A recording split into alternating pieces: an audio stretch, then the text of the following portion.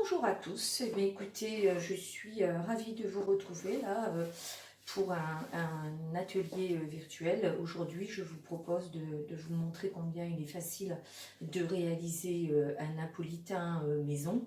Vous savez, le napolitain, c'est le gâteau vanille chocolat que les enfants, dont les enfants raffolent, puis les adultes aussi. Le napolitain peut faire un très bon goûter, mais il peut aussi faire un très joli gâteau d'anniversaire. Donc, ce que je voulais vous montrer là cet après-midi, c'est qu'avec du bon matériel, le napolitain, c'est un gâteau qui est très très facile à faire. Donc, moi, je vais utiliser mon iCooking. Et puis, bien sûr, le matériel Guy de Marle. Vous savez que le matériel Guy de Marle, c'est du matériel utilisé par les professionnels. Donc, comme on utilise du bon matériel, on n'a pas de surprise. On va commencer tout de suite la recette. Les ingrédients sont prêts. Pour faire un napolitain, moi, ma recette, celle que j'ai enregistrée sur le club et que toutes les personnes équipées du iCooking vont retrouver. Ici, il y a le dessin. C'est tout simplement un gâteau yaourt. Tout bête. Et puis on va séparer la pâte du gâteau yaourt en deux. Dans une des pâtes on va mettre de la vanille et dans une autre pâte on va mettre du cacao amer. Et puis pour garnir ici ce que vous voyez au milieu, on va faire une pâte à tartiner maison tout simplement. Donc première étape, au-dessus du napolitain, là ce que vous voyez, c'est tout simplement un glaçage avec du sucre glace et de l'eau tiède. Donc la première chose qu'on va réaliser là tout de suite avec le iCooking et en mode manuel, c'est du sucre glace. Donc dans ma recette, il va me falloir 180 g de sucre glace. Donc sans plus tarder, on va réaliser le sucre glace en mode manuel. Donc mode manuel, ma balance. Je vais mettre donc 180. Voilà, 180 grammes. Pour faire du sucre glace, je vais mettre mon robot en vitesse 10 pendant, allez, 1 minute. Voilà, je vais vous montrer ce qu'on obtient au niveau du sucre glace assez fin parce qu'on va, je vous rappelle, l'utiliser pour faire le glaçage. Donc, ici, vous avez le résultat du sucre glace. Alors, moi, je vais réserver le sucre ici. Tout simplement parce que tout à l'heure, je vais lui ajouter de l'eau tiède pour faire le glaçage. Voilà, donc je vais remettre mon bol sur le socle. Et puis, vous voyez, j'ai même pas besoin de le rincer parce que là, tout de suite après, on va faire le gâteau yaourt. Donc, on n'a pas besoin de rincer le bol.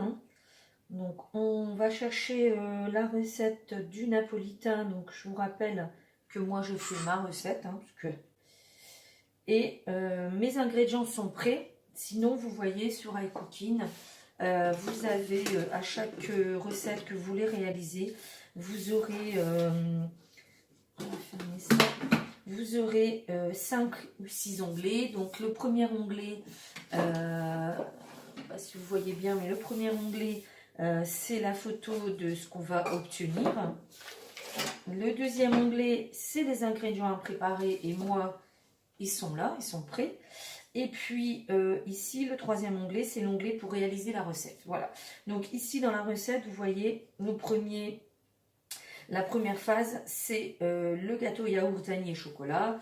Et ce que j'indique dans la recette, c'est que il faut mettre le fouet. Donc, je vais ici. Donc, pour mettre le fouet, c'est simple. J'ouvre le couvercle. Je viens insérer le fouet sur les lames. Et tout est prêt. Donc, on y va. Il faut mettre le yaourt. Voilà. Donc, le yaourt, ici, c'est du bio. Vous mettez un yaourt nature classique. Le premier prix là, de vos supermarchés, ou l'idéal aussi c'est de faire des yaourts maison. Ici, je lui dis que j'ai mis le yaourt, il me faut 4 sachets de sucre vanillé. Alors chez moi, le sucre vanillé, c'est du sucre vanillé maison. Donc je vais mettre l'équivalent de 4 cuillères à soupe. Voilà. Ensuite, dans la recette, j'indique qu'il faut du sucre. Donc, alors j'ai mis 3 pots de sucre.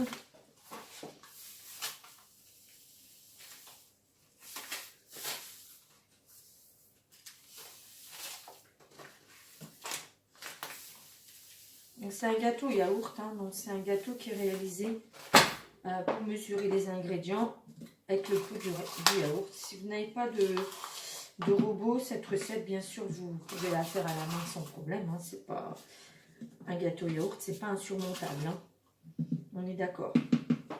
Donc ensuite, suivant, je vais mettre la moitié d'un pot d'huile. C'est la matière grasse du gâteau. Voilà. Et puis à la fin, je vais mettre les 4 œufs. Donc les œufs, on les casse pas directement dans le bol. Hein. Enfin, moi je les casse jamais directement dans le bol parce qu'on ne sait jamais. Hein. S'il y en a un, c'est les œufs des poules, on ne sait jamais. Bon, là, on a le pot. On va casser les œufs dans le pot. Voilà, un gros œuf parce que c'est les poules. Voilà, donc une fois qu'on a mis les 4 œufs, on va aller signaler au iCooking qu'on a mis tous les ingrédients. Donc j'ai mis les ingrédients dans le bol, comme indiqué dans la recette. Il va me mélanger ça pendant 2 minutes, vitesse 4. Voilà, donc on laissera. Voilà, iCooking a sonné. Je reviens, c'est magique. Pendant ce temps-là, bah, vous avez vu, j'ai un petit peu rangé. Comme vous pourriez très bien le faire, vous aussi, en faisant ce gâteau. Donc ici, j'ai indiqué, comme vous pouvez le voir, qu'il faut retirer le fouet. Tout simplement parce qu'on va ajouter dans le bol la farine et la levure. On va donc avoir une pâte qui sera plus compacte. Et donc, avec une pâte compacte, on ne met pas le fouet. Je vais donc passer à l'étape suivante. L'étape suivante, 4 pots de farine. Donc, hop, j'ai toujours mon pot qui est là. Je vais mettre la farine dans le pot. Voilà. 4 pots de yaourt plus tard. Hop. Et ensuite, dernier ingrédient, un sachet, un demi-sachet. Donc, hop, tout simplement, une petite dosette de levure chimique. Et puis, je confirme. Donc, vous allez voir qu'il a bien travaillé. Hein, et il a fait une fantastique pâte à gâteau au yaourt qui est ici. Cette pâte, donc j'ai expliqué ici hein, dans la recette qu'il fallait bien la séparer en deux. Une partie, on va mettre de la vanille. L'autre partie, on met du cacao amer. Donc, le mélange avec le cacao amer, c'est simple. 3 cuillères à soupe de cacao amer, 5 cuillères à soupe d'eau tiède. On va faire une pâte. Et puis, de l'autre côté, une cuillère à soupe de vanille liquide, hein, ce style de vanille. Et on va séparer les deux pâtes en deux. Il y avait 3 cuillères de cacao amer, cuillère à soupe. Là, on en met 5. Voilà. Et de l'autre côté, tout simplement, on va mettre une cuillère à soupe de vanille. Et puis, avant d'incorporer le petit mélange au cacao, vous voyez, on utilise un objet qui est bien pratique, là, c'est la cuillère magique.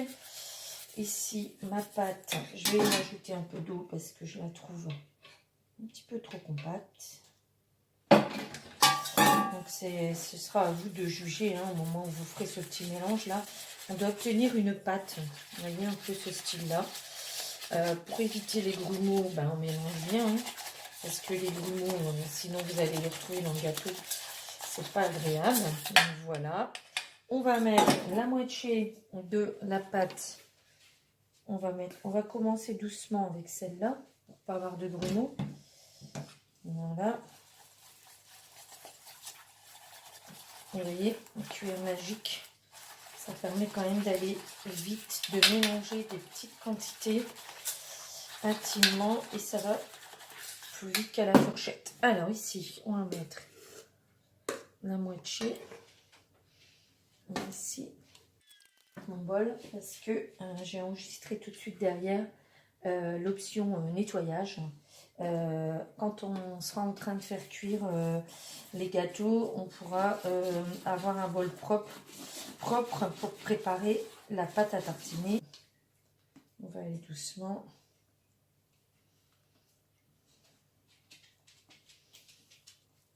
Ça sent bon, la vanille. Donc, ces préparations, ces deux pâtes à gâteau, on va les répartir dans les moules. Donc ici, vous avez le flexipan plat, le grand flexipan plat de Guy de Marle, et en flexipan. Et ici, vous avez le petit. Pourquoi? Parce qu'il nous faut 2 hauteurs de vanille, une seule hauteur de chocolat. Et moi, la deuxième partie du chocolat, je vais la faire cuire ici dans le moule ellipse. Et puis, ça nous fera un petit goûter d'appoint pour cette semaine. Alors, on va répartir. Donc, je vous rappelle la vanille ici. La préparation ici au chocolat. Donc vous voyez faire dans le petit flexipan plat. Et le reste dans les moule ellipse. On met au four à 190 pendant 10 à 12 minutes. Pendant la cuisson de votre gâteau, vous avez donc 10 à 12 minutes devant vous pour pouvoir donc nettoyer un petit peu le plan de travail. Et puis surtout, vous avez un petit nettoyage à faire du bol avant de faire la pâte à tartiner donc dans le high cooking aussi. Donc la phase de nettoyage, c'est simple, hein. Moi, je rebascule en mode manuel. Voilà, je vais mettre dans le bol ici, c'est de l'eau et du liquide vaisselle. Voilà, et puis je vais faire, je vais programmer 2 minutes hein, au maximum, vitesse 3. Voilà, donc ici, nettoyage du bol. Ici, vous avez vu, nettoyage du bol, tout seul comme un grand. Il ne me reste plus qu'à aller le rincer, bien sûr, donner un petit coup sur les bords et puis avoir un bol nickel pour la pâte à tartiner. Le bol, hop, nickel, on va pouvoir retourner sur la recette pour faire la pâte à tartiner. Vous avez plusieurs recettes de pâte à tartiner. Moi, j'ai adopté celle-ci parce que voilà, la pâte à tartiner est bonne et surtout, elle va très bien pour garnir le napolitain. Donc, la pâte à tartiner, c'est la dernière phase. Pâte à tartiner, 200 g de pralinoise. Donc, les plaques de pralinoise poulain, elles font 200 g. Donc, on va mettre la pralinoise. Voilà, et puis ensuite on va mettre du chocolat noir. Donc moi j'utilise le chocolat cacao barry qu'on trouve sur les boutiques de Guy de Marle. Vous mettez vous le chocolat que vous voulez, hein, bien sûr. Plus votre chocolat est bon et meilleur sera votre gâteau. Donc ici on met 200 g de chocolat noir. Voilà, donc les deux chocolats sont dans le bol. Je vais confirmer. Donc, on va les faire fondre 3 minutes, vitesse 3, 40 degrés. Voilà, la petite sonnerie, hein. Maintenant vous êtes habitués. Cette sonnerie qui, sur le high cooking, n'est pas figée. C'est un robot qui s'adapte à son propriétaire, n'est-ce pas? Et les sonneries sur le high cooking, vous pouvez les changer. Il y en a plusieurs au choix. On verra ça une prochaine fois. Donc ici, la recette, c'est 150 g de beurre. Donc je vais ajouter, bien sûr, directement dans le bol. Voilà. Donc, bien sûr, je confirme que j'ai mis le beurre. Toujours la petite sonnerie là qui retentit. Et puis ici, maintenant, dernière étape, on va mettre 300 g de lait concentré sucré. Et puis, hop, suivant, et je confirme. Alors, on va regarder. Vous voyez, moi, j'estime que la pâte à tartiner, là, elle est nickel. Donc,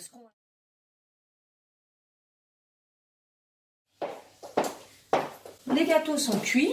Hop, donc, le chocolat, la vanille en dessous. La pâte à tartiner, elle est là. Ici, j'ai préparé le cadre inox, hein, parce que pour faire un napolitain, c'est un gâteau monté. Vous allez voir, on va avoir besoin d'un cadre pour bien positionner tout ça. Ici, on a le sucre glace qu'on a fait tout à l'heure et ça va nous servir à faire le glaçage. Et puis ensuite, on va approcher notre matériel pour pouvoir monter tout ça. Et donc, le vermicelle. Alors, chez moi, tout est en grand, hein, mais vous, si, parce que des napolitains, j'en fais souvent, donc tant qu'à faire, autant avoir tout de suite la quantité. Sinon, le vermicelle, c'est quelque chose que vous trouvez dans les magasins, hein, au rayon pâtisserie.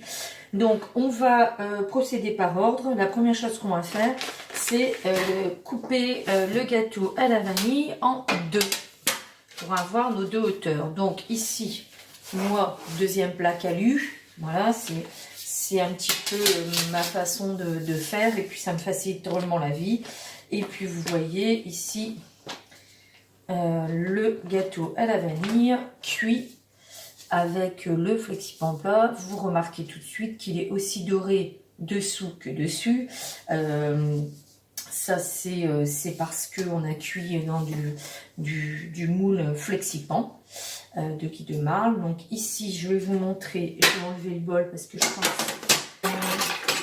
vous allez voir, c'est assez simple, hein. Avec le cadre inox, on va couper notre gâteau en deux et ce qui est magique, c'est qu'on va obtenir grâce au moule Guy de Marle tout de suite nos deux hauteurs de gâteau. Ça, c'est magique parce qu'on n'est pas obligé de prendre un couteau à génoise avec des dents et puis de faire bien attention pour avoir deux hauteurs égales. Ici, vous voyez, moi, j'ai deux hauteurs qui sont parfaitement de la même taille. Donc, première chose, je mets dans le fond de mon cadre inox une partie du gâteau à la vanille et puis je vais venir mettre dessus de la pâte à tartiner. Voilà. Alors la quantité, ben, ça dépend de votre gourmandise. Hein. De toute façon, là, la quantité qu'on a fait, elle va suffire. On va même en avoir encore un peu pour garnir les crêpes ou le pain pour le petit déjeuner. C'est ça qui est bien. Pour faire goûter aux petits gourmands qui sont autour de vous. Voilà. Alors, ici, j'ai mis la pâte à tartiner. Voilà, rien de compliqué. Je vais venir mettre dessus le gâteau au chocolat. Donc, le gâteau au chocolat cuit dans le moule Flexi-Pan plat aussi, mais le petit. Et le petit, hop, ce qui est magique, c'est que ça fait tout à fait la taille de notre cadre inox. Je vais venir mettre de nouveau de la pâte à tartiner. Pareil, hein, quantité, ben, c'est à vous de voir. Hein. Voilà, vous voyez qu'il m'en reste encore suffisamment pour mettre dans un pot. On va venir, hop, ici, bien sûr, avec la petite spatule coudée.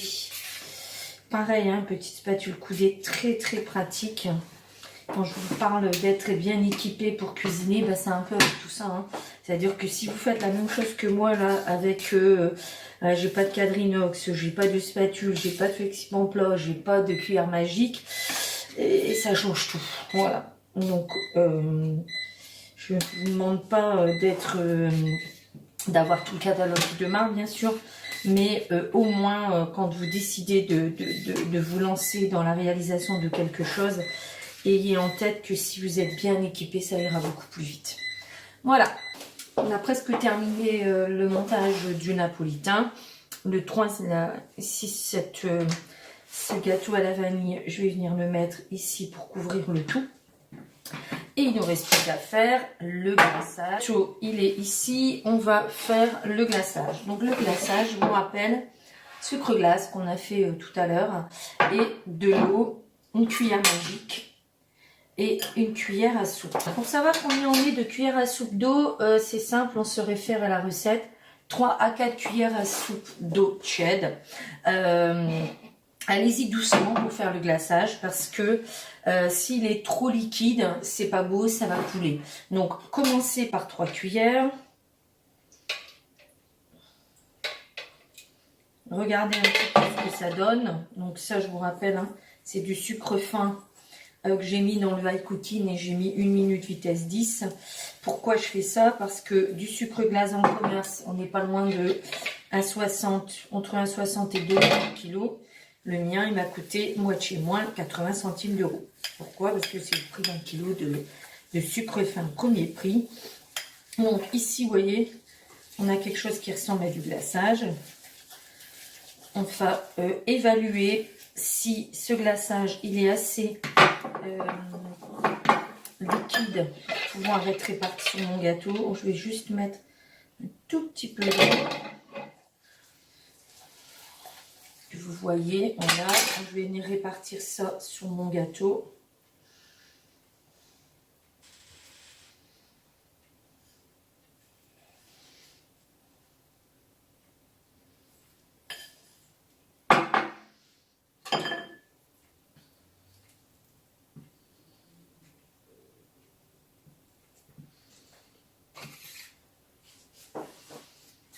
Voilà. En même temps, s'improvise un peu maçon avec la taloche. Voilà. Et puis, voilà, on a quasiment terminé. On en met bien dans tous les coins. Et puis maintenant, vous allez venir répartir votre vermicelle sur votre glaçage avant qu'il durcisse. Comme ça, le vermicelle, et ben, il va bien adhérer au glaçage. Ça va éviter que ça se balade partout.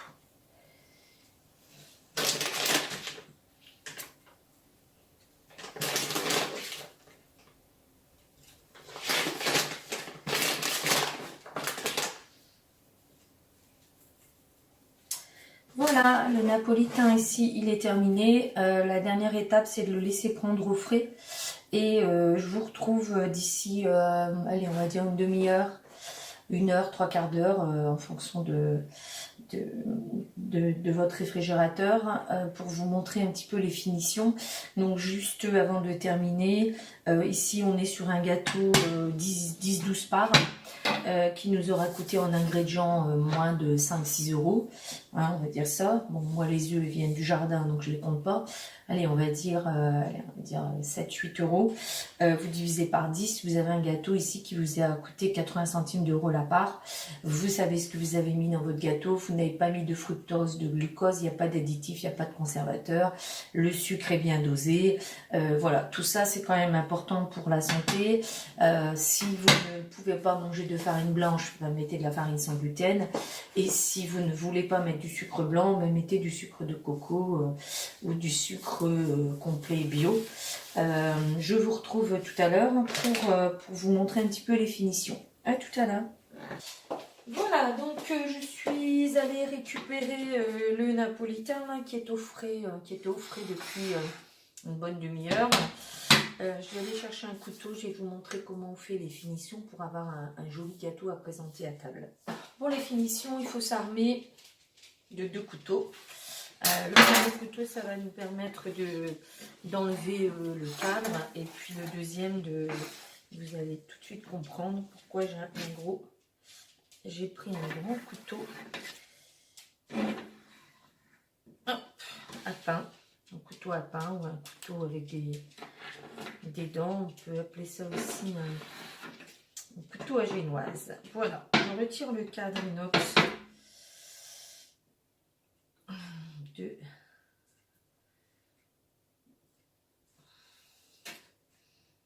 Alors, vous dire que ce gâteau, pour qu'il aille mieux à démouler, vous voyez, retirer le cadre inox, c'est mieux de le faire la veille. Donc là, bon, bah, moi je ne vais pas attendre non plus jusqu'à demain pour montrer le résultat. Mais en tout cas, c'est toujours mieux d'attendre la veille. Donc vous voyez, pour l'instant, il n'est pas très très jojo là, mon gâteau.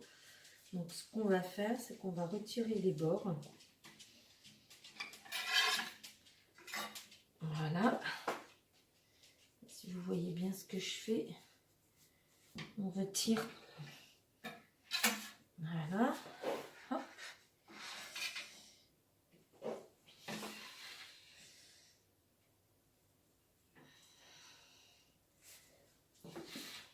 Voyez, hop. Et là, vous avez tout de suite quelque chose de plus joli et de plus présentable. Voilà, on retire tout ça, là c'est pas beau.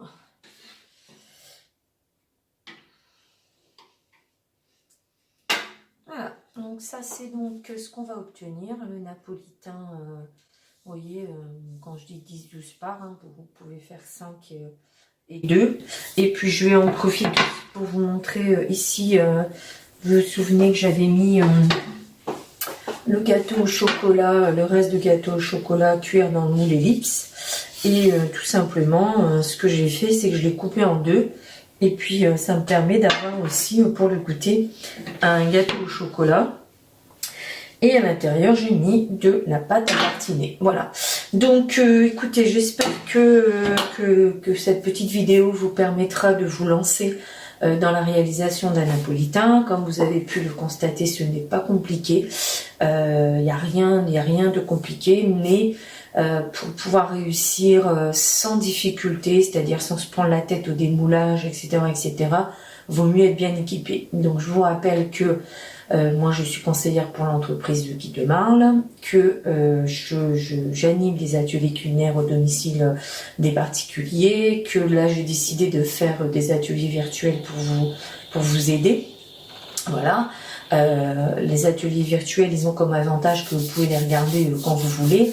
Si vous voulez vous équiper sans forcément venir en atelier culinaire, vous avez la boutique de Guy de Marle, vous n'avez qu'à indiquer mon nom, m'envoyer un petit message, je vous laisserai mes coordonnées là à la fin de la vidéo pour pouvoir me prévenir. Et puis continuez à me suivre, je m'équipe là un petit peu de matériel pour pouvoir faire des vidéos un peu plus agréables à regarder et à entendre surtout.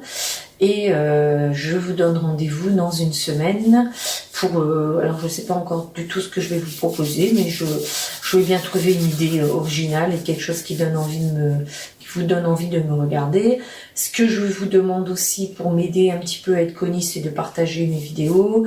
Pour cela, vous avez Facebook, c'est quand même très pratique, ça prend 3 secondes. Cette vidéo, moi je la mets sur mon profil, sur ma page, et bien faites un petit partage et ça m'aidera. Et puis ça m'aidera surtout à continuer, et si je continue, pour vous c'est du bonus parce que vous aurez d'autres recettes faciles à réaliser. Et bien je vous embrasse, je vous souhaite une bonne journée, une bonne soirée en fonction de l'heure à laquelle vous me regardez, et surtout n'oubliez pas que j'ai besoin de vous. Et bye bye, à bientôt, salut.